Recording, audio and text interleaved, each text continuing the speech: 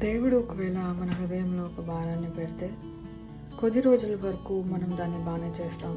కానీ ఆ తర్వాత అది ఇంకా చేయాలని కానీ దాని మీద మనకి పూర్తి ఇంట్రెస్ట్ కూడా పోతుంది. అలాంటి సమయాల్లో ఏం చేయాలనేది ఇవాళ నేను మాట్లాడాలనుకుంటున్నాను.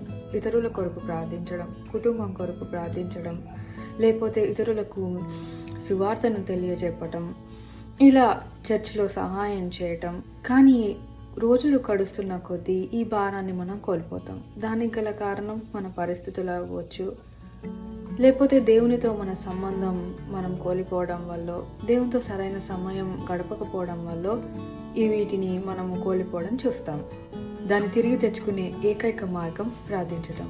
మనం ప్రార్థించినప్పుడు మనకి ఆ భారం మనసులో ఉండకపోవచ్చు, మన మనసులో.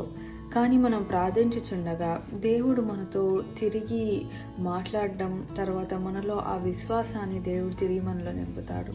ఆ సమయంలో తిరిగి మీరు మీ యొక్క భారాన్ని పొందుకుంటారు. ఇతరుల కొరకు ప్రార్థించడం కానీ, ఇతరులకు సువార్త చెప్పడం కానీ, ఇలాంటి అనేకమైన భారాల్ని దేవుడు మన హృదయంలో పెడతాడు.